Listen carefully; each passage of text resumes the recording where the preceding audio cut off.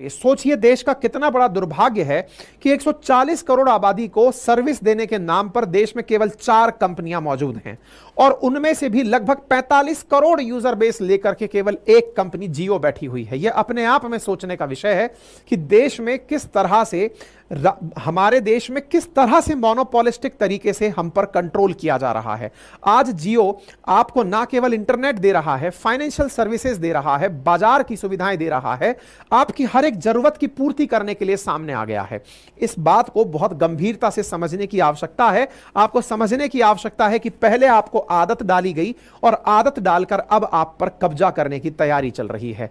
हमारा देश राजनीति का गुलाम है या नहीं ये तो नहीं पता, लेकिन बड़ी कंपनियां किस तरह से हमें कंट्रोल करती हैं उसका उदाहरण ये जियो का बना हुआ जाल है जिसे आप देख सकते हैं।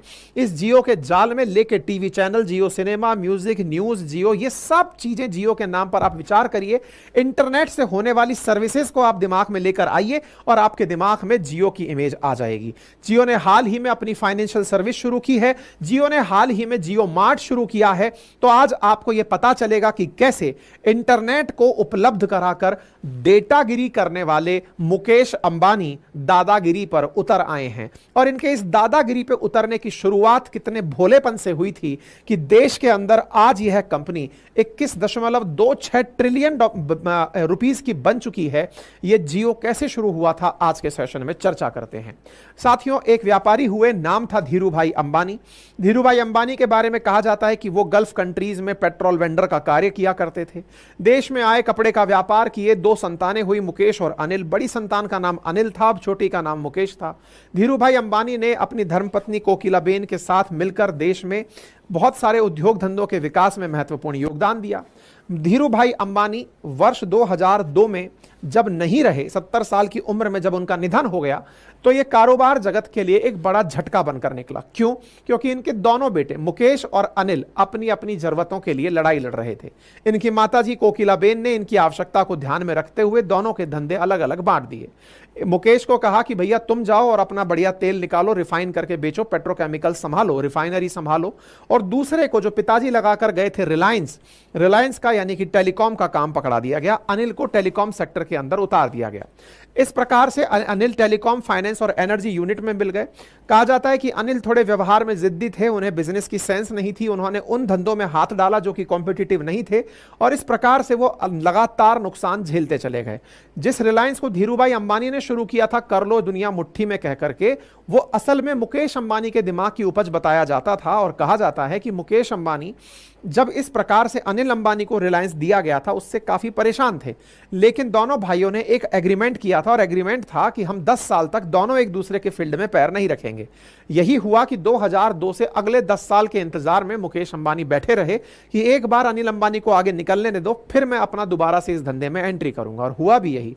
2010 में पहुंच करके इन्होंने अपना दिमाग लगाना शुरू किया, क्योंकि 2012 में इनका समय पूरा हो रहा था कि मुझे टेलीकॉम में उतरना है। और इस उतरने में इन्होंने धीरे धीरे जियो की बुनियाद 2010 के आसपास शुरू कर दी थी। कहते हैं कि 2010 में रिलायंस इंडस्ट्रीज ने 4800 करोड़ में इन्फोटेल ब्रॉडबैंड सर्विस लिमिटेड नाम की एक कंपनी की 95% हिस्सेदारी खरीदी थी। ये जो इन्फोटेल ब्रॉडबैंड सर्विस लिमिटेड है, यही देश की वो कंपनी थी जिसके पास 4G नेटवर्क का स्पेक्ट्रम था देश के 22 जोन में। बड़ा ही इंटरेस्टिंग है कि 4G का इसके पास नेटवर्क स्पेक्ट्रम था और इस नेटवर्क स्पेक्ट्रम को लेने वाली ये company according to agreement between 2 brothers होने को तो फ्रंट फेस में जियो नहीं हो सकती थी, इसलिए किसी दूसरी कंपनी के साथ था। लेकिन रिलायंस जियो ने बाद में इसी का नाम बदल करके, इसी इन्फोटेल ब्रॉडबैंड सर्विसेज का नाम बदल करके रिलायंस जियो किया। दिसंबर 2013 में 4G के लिए भारतीय एयरटेल से समझौता किया गया और कहा गया कि जो समुद्र से आने वाली इंटरनेट केबल है वो जियो रिलायंस एयरटेल से यूज करेगा, साथ में वायरलेस टावर और इंटरनेट ब्रॉडबैंड सर्विस भी वो एयरटेल का इस्तेमाल करेगा। धीरे धीरे अनिल अंबानी की रिलायंस कम्युनिकेशन पिछड़ती चली गई और रिलायंस कम्युनिकेशन के साथ भी एक समझौता कर लिया गया कि 4G स्पेक्ट्रम फैलाने में वो भी मदद करे। इस प्रकार से रिलायंस जियो ने अपनी 4G सर्विसेज के लिए एंट्री करना शुरू कर दिया। 27 दिसंबर 2015 को सबसे पहले रिलायंस ने अपने कर्मचारियों को जियो की सर्विसेज उपलब्ध कराई। 4G सर्विस अपने कर्मचारियों को 2015 में उपलब्ध कराई दिसंबर के अंदर, और कहा कि एक बार आप यूज करके देखिए, आप अगर यूज कर लेंगे तो फिर अप्रैल मई में चल के पूरी दुनिया वालों को बेवकूफ बनाएंगे। हुआ भी यही। मुकेश अंबानी ने डिजिटल रेवोल्यूशन लाने के लिए वर्ष 2016 में भाषण दिया और कहा कि हम दुनिया में वो सर्विस बनने जा रहे हैं जो डेटा का और कॉल का पैसा नहीं लेगी। यह सत्य है कि जिस समय पर रिलायंस ने यह काम किया उस समय भारत के अंदर डेटा के चार्जेस अलग होते थे, कॉल के चार्जेस अलग देने पड़ते थे। कॉल और डेटा अलग अलग, 200 रुपए प्रति जीबी तक डेटा हुआ करता था। लेकिन आज जो हम वास्तविकता में चर्चा कर रहे हैं वो इसलिए कि 200 रुपए प्रति जीबी तक हुआ करता था, आप वो मिटाने के लिए आए थे। कहीं ऐसा तो नहीं जिस तरह से आप प्राइजेस बढ़ाते जा रहे हैं आपकी भी असली मंशा वही हो कि मुझे उसी समय तक इन्हें वापस लेकर जाना है। क्योंकि जिस तरह से आपने शुरुआत की थी तब यह कहा था कि अब वॉइस कॉल फ्री रहेगा, डेटा, आप वॉइस कॉल तो पूरी तरह फ्री रहेगा, डेटा के लिए पे करना होगा और वो भी बहुत नॉमिनल पे करना होगा। इसे गांधी जी के अंदर अगर गांधीगिरी कहा जाता था तो हम इसे डेटागिरी कहते हैं। तो इस तरह से आपने अपना प्रचार किया। तो इस प्रकार से प्रॉपर तरीके से इन्होंने पूरी दुनिया के सामने एक तहलका सा मचा दिया कि इंडिया में एक ऐसा सर्विस प्रोवाइडर आ गया है जिसने 3-4 महीने के लिए तो अनलिमिटेड इंटरनेट ही फ्री कर दिया है कि जाइए और प्रतिदिन के हिसाब से आप 4 GB डेटा यूज करिए 3 महीने तक। लोगों को पहले कंजप्शन हैबिट डलवाई गई, यानी कि एक ऐसा नशा जिसकी लोगों को आदत नहीं थी। 200 GB भी कहां पर, एक 200 रुपए का 1 GB भी जहां एक और लोग पूरे महीने चला लेते थे, आपने 4 GB प्रतिदिन देकर के 3 महीने तक फ्री का आदत डाला। फ्री अनलिमिटेड कॉलिंग करवाई, 100 मैसेज के अंदर रोजाना प्रति देने की सुविधा करी। लोगों को लगा कि भाई साहब ये तो दुनिया में एकदम तहलका है। अब बड़ा इंटरेस्टिंग बात यह था कि अगर 4 GB डेटा आप किसी को देने लगोगे तो वो प्रतिदिन उस डेटा का क्या करेगा। इस डेटा के लिए इन्होंने बकायदा 6000 से ज्यादा मूवी फ्री में उपलब्ध कराई, 1 करोड़ से ज्यादा गाने उपलब्ध कराए कि अगर आपको डेटा मिल गया तो कंज्यूम कहां करोगे, डेटा मिल गया लेकिन चलाएं क्या इससे। उसी दौर में 2016 के अंदर देश में एक तरह से वास्तविकता में सस्ते इंटरनेट के कारण इंटरनेट क्रांति ने जन्म लिया। आज जो इंटरनेट बेस्ड जो सर्विसेज हैं, फिर चाहे वो उबर और जोमेटो हो, फिर चाहे ओया और ओलो हो, ये ओला और ओयो हो, या फिर एडटेक कंपनियां हो, चाहे यूट्यूब पर चलने वाला कंटेंट हो, ये सभी इंटरनेट के बहुत आसानी से उपलब्ध होने से बहुत तेजी से फैलना शुरू हुआ। इसके लिए बाकायदा इन्होंने बहुत ही सुगम तरीके से लोगों को अपने साथ एंट्री करने का तरीका बनाया। Unlimited free call, unlimited HD video, ना जाने क्या क्या सुविधाएं देकर अपने साथ में ले लिया। शुरुआती तौर पर इन्होंने इंटरनेट का सदुपयोग करने के लिए इतने सारे एप्लीकेशन अपने लेवल पर भी उपलब्ध करवाए, जिसमें म्यूजिक था, जिसमें गाने थे, जिसमें चैटिंग थी, जिसमें मूवीज थी, तमाम चीजें थी। आज जियो के पास में जहां जियो सिनेमा, जियो टीवी, जियो सावन, जियो न्यूज, जियो सिक्योरिटी, जो आप इंटरनेट की चीज याद कर सकते हैं वो लगभग इनके पास फिलहाल उपलब्ध है। जिस समय ये आए थे जब इंटरनेट इतना महंगा था, इन्होंने इंटरनेट के दामों को एकदम धड़ाम से नीचे गिरा दिया। इंटरनेट के दाम को नीचे गिराने से मार्केट में, यानी इंटरनेट प्रोवाइडर जो कंपनियां थी, एयरटेल, वोडाफोन जैसी जो कंपनियां थी, उनको 17,000 करोड़ के आसपास का नुकसान हुआ। जियो का शुरुआत जबरदस्त हुआ। दिसंबर 2016 तक फ्री ऑफर दिया गया।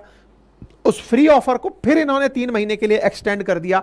31 मार्च 2017 तक हैप्पी न्यू ईयर ऑफर करके दे दिया, जिसमें अनलिमिटेड डेटा, वॉइस, यानी कि ये लोगों को सस्ते की आदत डाल रहे थे, फ्री की आदत डाल रहे थे।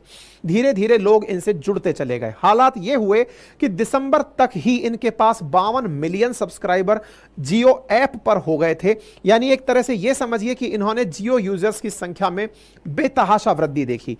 फिर हैप्पी न्यू ईयर आया और हैप्पी न्यू ईयर ने इन्हें 100 मिलियन सब्सक्राइबर क्रॉस करा दिया।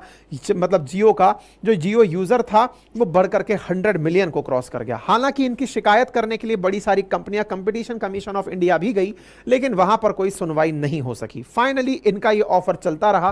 कंपनियों को भी इनकी तरह नीचे उतरकर सस्ते ऑफर्स देने पड़े। फिर जब मार्च का खेल खत्म हुआ तो अगले 12 महीने के लिए आप प्राइम मेंबरशिप ले आए मात्र 99 रुपए में, कि प्राइम मेंबरशिप ज्वाइन करो, 99 रुपीज में सारी फैसिलिटीज मिलती रहेंगी, और अगर इंटरनेट यूज करना है तो उसके लिए फिर एक फीस तय कर दी गई। धीरे धीरे इन्होंने लोगों को पहले सस्ते की आदत डाली, आदत डाल करके इन्होंने प्रॉपर तरीके से इंटरनेट का यूज करते हुए उसका कंजप्शन की हैबिट डेवलप करी। कंजप्शन हैबिट के साथ में अब उनकी इसी आदत का, जैसे एक ड्रग एडिक्ट को पहले ड्रग का हल्का सा डोज चखाया जाता है, फिर उसके बाद में उसको उसकी आदत का ही दुरुपयोग करने के लिए कहा जाता है कि अब तेरी आदत पड़ गई है, अब तू खरीद मुझसे। पहले फ्री में खिलाया, अब खरीदने पर मजबूर किया। ऐसा इन्होंने इंटरनेट के साथ किया। साल भर के लिए जो चीजें मुफ्त में थी, अब धीरे धीरे इनके दाम वसूलने इन्होंने शुरू किए। जियो प्राइम मेंबरशिप 99 रुपीज के हिसाब से कर दी, और अनलिमिटेड जो डेटा है वो 303 रुपीज के हिसाब से कर दिया। नए तरह के प्लान निकाल दिए लोगों को, लेकिन यह भी बहुत सस्ता लग रहा था। धीरे धीरे इन्होंने ऑफर्स में कहा कि अगर आप जियो मनी यूज करते हैं तो 50 रुपए तक का कैशबैक भी मिलेगा। आपको जानकर आश्चर्य होगा, जियो ने 2017 के अंदर 31 करोड़ रुपए का लॉस बुक किया, जो कि लोगों को देखकर लगा कि यार ये तो बहुत जबरदस्त लॉस कर लिया है। लेकिन इन्होंने एक ही झटके में जियो यूजर्स के द्वारा 99 रुपीज का जैसे ही सब्सक्रिप्शन लिया, 247 करोड़ रुपए रेज कर लिए। यानी कि इन्होंने वो तरीके निकाल लिए कि एक बार लोगों को सब्सक्राइबर बना दो, 99 रुपीज का बेचो, बल्क में ये सारा काम कर दिया। सस्ते का माल उतार कर दूसरों को मजबूर कर दिया कि वो खड़े ही ना हो पाए। इसे मार्केट की प्रेडेटरी प्राइसिंग कहते हैं, दूसरों को खा जाने वाली प्राइसिंग कहते हैं। इन्होंने इतना सस्ता कर दिया कि जो भी इनके कंपटीशन में खड़ी हुई कंपनियां थी वो ऑलमोस्ट बर्बादी के कगार पर पहुंच गई। चाहे टाटा डोकोमो हो, चाहे उस समय की एयरसेल हो, लगभग 8-9 कंपनियां देश में उस समय कॉल के लिए उपलब्ध थी। इन्होंने सबको लगभग मट्टी में मिला दिया। ऐसी स्थिति में इन्होंने धीरे धीरे अपने द्वारा फिर फोन भी उतारा, ताकि उस कस्टमर को भी जो इंटरनेट खरीदने का इच्छुक नहीं है, उसे 1500 रुपए का फोन दिया और कहा कि 3 साल तक यूज करो, फिर जाकर वापस पैसे ले जाना, फ्री इंटरनेट मिलता रहेगा। ऐसा करके इन्होंने 5 करोड़ फोन बेच डाले 1500 करोड़ रुपए में, और मतलब फोन 2 जो था वो 3000 रुपए में इन्होंने उतारा, और 5 करोड़ से ज्यादा फोन इन्होंने मात्र 2 साल के अंदर अंदर बेच दिए। धीरे धीरे समय बीतता गया, मार्च आता है, और मार्च 31 को जब इनकी जियो मेंबरशिप खत्म होती है, और उसके बाद इन्होंने अपने मेंबर्स को फिर से एक प्राइस का डोज दे दिया और कहा कि अगर आपको 2 GB डेटा चाहिए तो 98 रुपए में मिल जाएगा। यानी कि अब आपकी आदत को पकड़ा जा रहा था कि आपको पहले सस्ते की आदत में फ्री की आदत डाली, अब सस्ते की आदत डाल रहे हैं, अब आपकी प्राइसेस को बढ़ाते जा रहे हैं। धीरे धीरे इन्होंने प्राइसेस बढ़ाना शुरू किया। प्राइसेस बढ़ाते बढ़ाते इंटरनेट को घरों तक तार से पहुंचाना, जिसे जियो गीगा फाइबर कहते हैं, उसकी शुरुआत की। इंटरनेट को जियो गीगा फाइबर के माध्यम से घर तक पहुंचाया, और धीरे धीरे इन्होंने अपने द्वारा सारे वो काम गिनाने शुरू किए कि हम जब आए तो हमने देखो 200 रुपए का डेटा 5 रुपए में उपलब्ध करा दिया। लोगों को ये 5 रुपए भी कम लगने लगा। जहां जियो से पहले आने से पहले देश में Vodafone, Idea, BSNL, Aircel, Bharti Airtel और 5 अन्य कंपनियां डेटा प्रोवाइड करती थी। लगभग 10 मोबाइल कैरियर थे 2016 में। उन 10 मोबाइल कैरियर्स को इन्होंने पूरी तरह खत्म कर दिया। आज मार्केट के अंदर 4 मोबाइल कैरियर बचे हैं। एक तो जबरदस्ती सरकार की बैसाखी के सहारे चल रहा है, ले दे करके बाकी जो 2 बचे हैं एयरटेल और ये वोडाफोन, इसमें से एयरटेल ही है जो कि इनके साथ कंपटीशन में है। और फिलहाल के लिए एयरटेल भी अब इनकी गतिविधियां सीख गया है, क्योंकि वो भी इनकी तरह पहले सस्ते प्राइस करता है, और जब ये प्राइस बढ़ाते हैं तो वो भी बढ़ा देता है। और इस तरह का मार्केट जिसको पहले तोड़ा गया, प्रेडेटरी प्राइसिंग से सबको आदत डाली गई, अपने ऊपर निर्भर कर दिया गया, यही प्रक्रिया मोनोपोलिस्टिक मार्केट कहलाती है। साथियों, बाजार के 3 प्रकार होते हैं अर्थशास्त्र में। एक होता है परफेक्ट मार्केट, जो सब्जी मंडी में आप देखते हो कि हर आदमी सस्ता माल बेचना चाहता है ताकि उसका माल बिके और वो जल्दी से अपने घर पहुंचे। वहां पर आपको इतने विकल्प मिलते हैं कि आप किसी से भी खरीद सकते हैं। लेकिन विचार करिए कि अगर वह सब्जी केवल एक ही दुकान पर मिल रही हो तो वो उसकी जो मर्जी चाहे उतना फल का दाम रख सकता है। अगर वो 2-3 दुकानों पर ही मिल रही हो और वो 2-3 दुकानदार आपस में ये सेट कर लें कि हम अपनी मर्जी से इस सब्जी को अब 100 रुपए किलो बेचेंगे कि 500 रुपए किलो बेचेंगे, तो वो 500 रुपए किलो में बेचेंगे और आप खरीदने के लिए मजबूर जरूर होंगे। इस प्रकार के मार्केट को ओलिगोपॉलिस्टिक मार्केट कहते हैं। फिलहाल हमारे देश में जियो मोनोपोली की तरफ बढ़ रहा है। यह जैसे कह रहा है वैसे बाकी कंपनियां नाचने लग रही हैं, चाहे एयरटेल हो चाहे वोडाफोन हो, ये इसको टक्कर देने के चलते अपनी तरह से अपने प्राइसेस बढ़ा और घटाती रहती हैं। फिलहाल के लिए जियो के साथ में इन तीनों ने लगता है कोई सेटिंग कर ली है, जिसके चलते अब यह ओलिगोपॉलिस्टिक मार्केट की तरह देखा जा रहा है। मुकेश अंबानी की नेटवर्थ में इस इंटरनेट क्रांति के बाद जबरदस्त इजाफा हुआ। लगातार इनका फाइनेंशियल ईयर ग्रो करता चला गया, लगातार सब्सक्राइबर बढ़ते चले गए। कहा जाता है कि वर्तमान में जहां इंडिया में लगभग 82 करोड़ इंटरनेट यूजर हैं, उनमें से 45 करोड़ अकेले जियो के पास हैं, यानी 45.9846 करोड़ ही कह लीजिए, 46 करोड़ डेटा यूजर्स इस समय जियो के पास हैं, जिसकी वजह से इंडिया दुनिया में दूसरा सबसे ज्यादा इंटरनेट यूजर बन गया है।